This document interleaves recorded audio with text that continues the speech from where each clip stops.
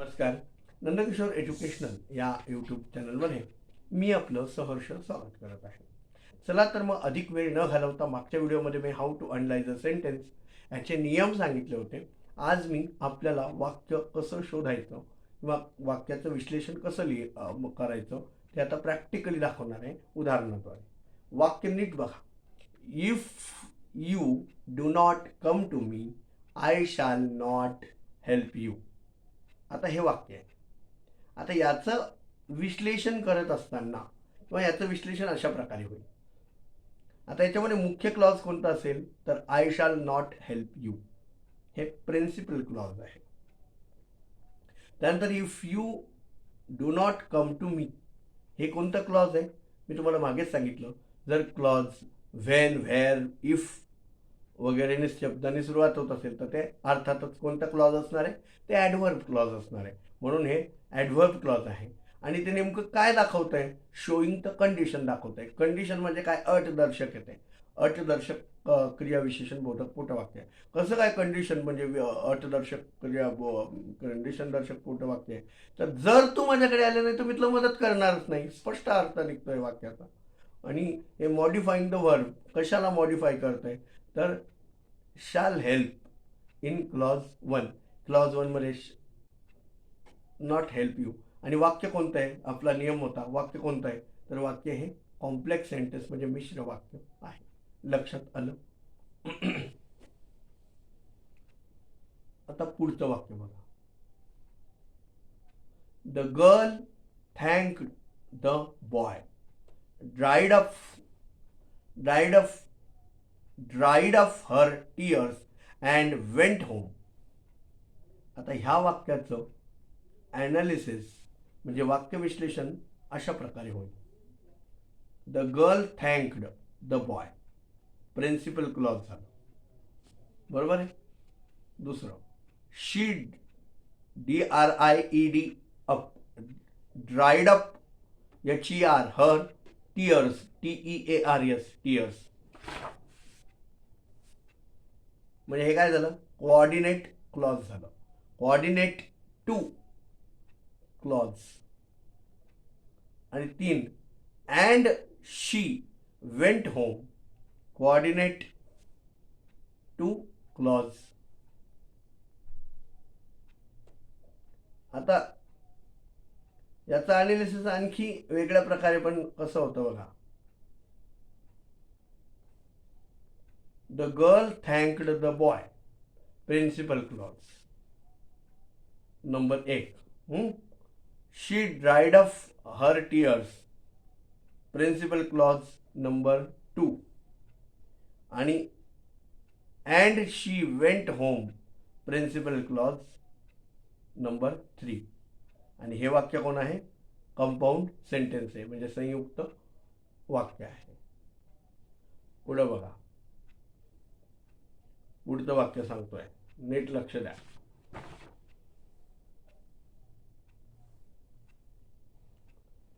Everyone knows that Hari is a good boy. आता ह्या वाक्याचं ॲनालिसिस विश्लेषण करताना एव्हरीवन नोज काय झालं? प्रधान उपवाक्य झालं. That Hari is a good boy noun clause झालं. आणि तो कोणता केस झाला तर ऑब्जेक्टिव्ह केस झाला. कारण प्रत्येकाला माहीत आहे, everyone knows principal clause. That की काय माहिती आहे? Hari is a good boy म्हणजे तो दॅट की हरी हा चांगला मुलगा आहे म्हणून हे नामबोधक पोटवाक्य आहे. आणि नोज या क्रियापदाचं ते ऑब्जेक्ट असल्यामुळे म्हणून ते ऑब्जेक्टिव्ह केस झालं. Object to the verb knows. Knows या क्रियापदाचं ऑब्जेक्ट असल्यामुळे ते ऑब्जेक्टिव्ह केस झालं. आणि क्लॉज 1चं ते हे आहे. लक्षात आलं? पुढचं वाक्य बघा. I came here because Hari told me that you were ill. आता ह्या वाक्याचं ॲनालिसिस म्हणजे विश्लेषण कसं होतं ते बघा. आय केम हिअर हे झालं प्रिन्सिपल म्हणजे मुख्य उपवाक्य. बिकॉज हरी टोल्ड मी हे झालं ॲडव्हर्ब क्लॉज. बिकॉज तुम्हाला सांगितलं होतं इफ, बिकॉज, व्हेन, व्हेअर असे शब्द आले तर त्याहून समजून घ्यायचं ते ॲडव्हर्ब क्लॉज आहे. आता इथे काय आहे, हे बिकॉज आले त्यामुळे हे काय करत आहे, शोईंग रिझन. आणि हे मॉडिफाईंग द व्हर्ब म्हणजे कोणत्या क्रियापदासाठी ते आलेलं आहे, क्रियाविशेषण हवी आहे, ते केम या क्रियापदासाठी आलेलं आहे इन क्लॉज 1 मधलं. That you were ill, you were ill, इल हे नाउन क्लॉज आहे आणि ऑब्जेक्टिव्ह केस आहे, object to the verb told या क्रियापदात आहे इन क्लॉज 2. लक्षात आलं. आणि वाक्य कोणतं राहिले, तर अर्थातच हे मिश्र वाक्य आहे, कॉम्प्लेक्स सेंटेन्स आहे. लक्षात येत आहे. पुढचं वाक्य बघा. The man who does not see that the good of every living creator is his good is a fool. आता या वाक्याचं विश्लेषण कसं होणार ते बघा. द मॅन इज फुल हे झालं principal clause. Who does not see adjective clause qualifying the noun man in clause 1. That the good of every living creature is his good noun clause झालं आणि ऑब्जेक्टिव्ह केस आहे कशाचं, object to the verb does see in clause 2चं. लक्षात आलं. आणि वाक्य कोणतं म्हणाल तर हे कॉम्प्लेक्स सेंटेन्स आहे. पुढचं वाक्य बघा. Whenever he heard the question the old man who lived in that house answered the earth is around. आता ह्या वाक्याचं विश्लेषण करताना ते कसं होणार तर ते बघा. द ओल्ड मॅन ॲन्सर्ड हे झालं principal clause. Whenever he heard the question हे झालं ॲडव्हर्ब क्लॉज.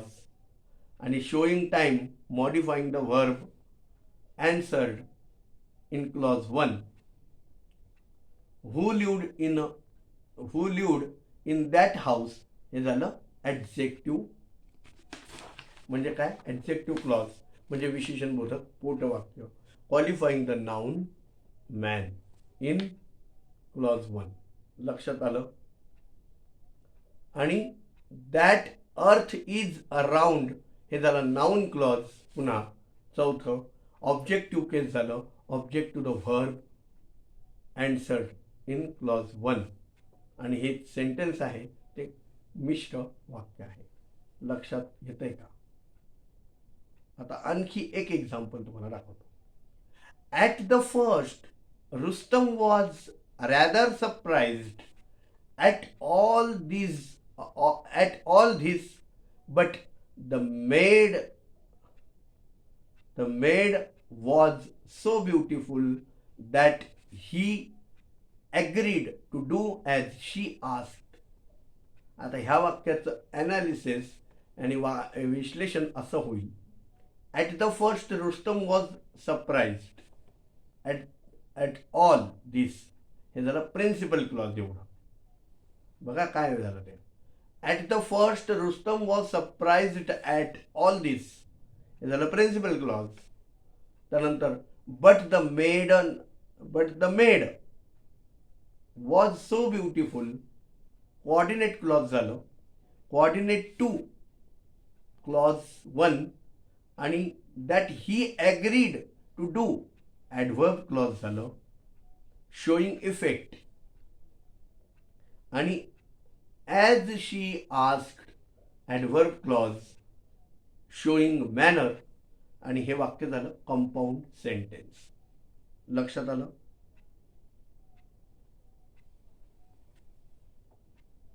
अशा प्रकारे आपल्याला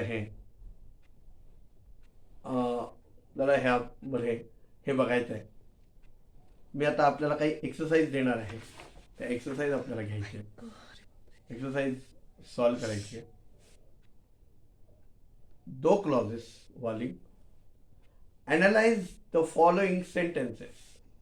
याच्यामध्ये 2 क्लॉजेस असणार आहेत, त्याचं आपल्याला अनालिसिस करायचं आहे. When the king came his officer became happy. Second, when I went to Agra I saw the Taj there. If you go there he will give you a 5 rupees. ही एक्सरसाइज आपल्याला पूर्ण करायची आहे. त्यानंतर पुढचं वाक्य घ्या. The manager the mangoes that you saw were sure that पुढचं that he will come here is certain. पुढचं घ्यायचं आहे आपल्याला. याच्यामध्ये तीन क्लॉजेसचं आपल्याला विश्लेषण करायचं आहे. Hari came and told me that he was poor boy. पुढे Rama said that he had read the Ramayana when he was a boy. पुढचं वाक्य she said that her mother would be angry as she did not work well. पुढचं वाक्य as soon as the children woke up they remembered that their father would go to Delhi. अशा प्रकारे ह्यांचं आपल्याला विश्लेषण करायचं आहे. पुढची एक्सरसाइज पुढच्या एक्सरसाइजमध्ये पण आपल्याला 3 क्लॉजेस दिलेले आहेत विश्लेषण करण्यासाठी. एक्सरसाइज 4 आहे. याच्यामध्ये आपल्याला 4 क्लॉजेस दिले जातात. त्याचं आपल्याला विश्लेषण करायचं आहे. बघा. The gentleman came out of the room and went into the garden where he saw a young boy who was playing with his friends. हे झालं पहिलं. I was going to school yesterday when I saw a servant who was busy in his work which his master gave him. पुढचं when the king came back the night was so dark that his servant could not know who he was. Although I am so old that I cannot work, yet I am so proud that I cannot beg.